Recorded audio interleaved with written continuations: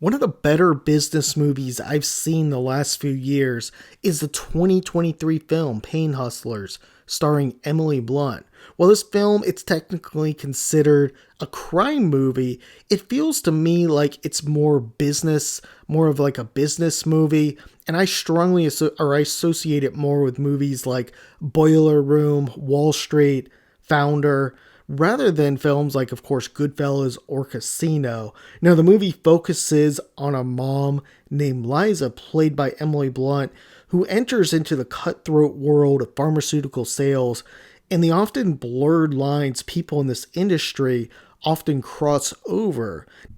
So the movie is important, I think, as it helps raise awareness around the opioid crisis and the corruption that can occur as these big pharmaceutical companies try and get these doctors to prescribe their drugs, how they bribe them essentially. Now, I thought the Hulu show Dopesick probably covered, the opioid addiction a little bit better than this movie. It didn't go too deep, but nevertheless, it still dived into the matter a little bit.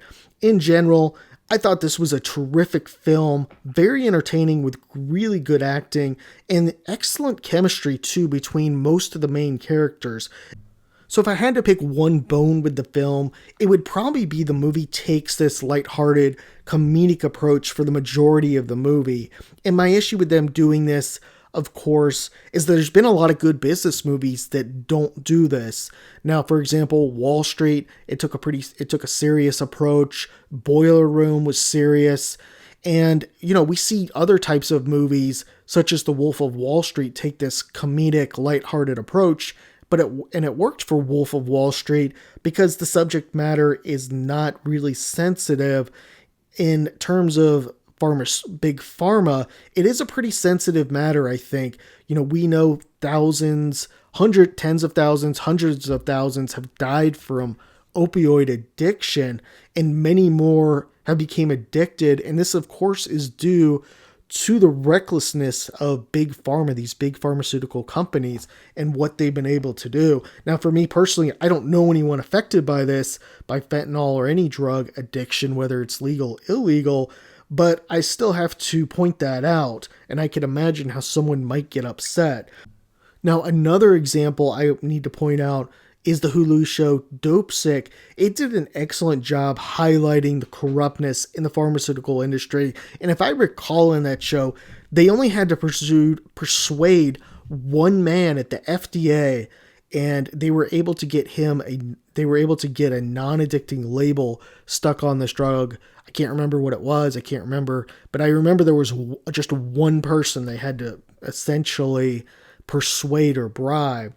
Now, I thought Pain Hustler, like Dopesick, highlighted just how dependent they are, these pharmaceutical reps, on these doctors and how much power they essentially give to these doctors. I'm sure much of this has changed now, but much of that corruptness we saw really not that long ago.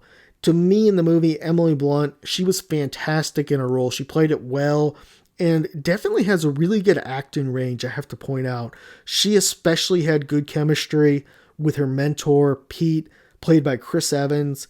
I like also that the film didn't try and create some sort of forced romance between them in the movie. It keeps the sole focus on Liza, her climbing the ranks, as well as the company going from potentially filing bankruptcy to the hottest IPO of the year.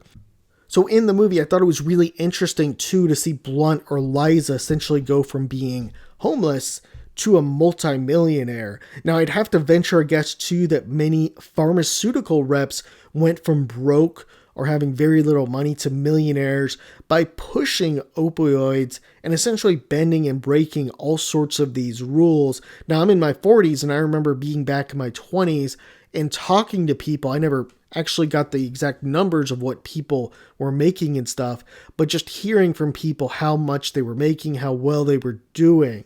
If I had to pick one thing in this movie I learned is to never trust a study being quoted by pharmaceutical reps. This seems to be very prevalent in their industry. A large pharmaceutical company sanctions a study and then donates a huge sum to a university or a research company. I'm sure that they do this to get favorable results so they can go out.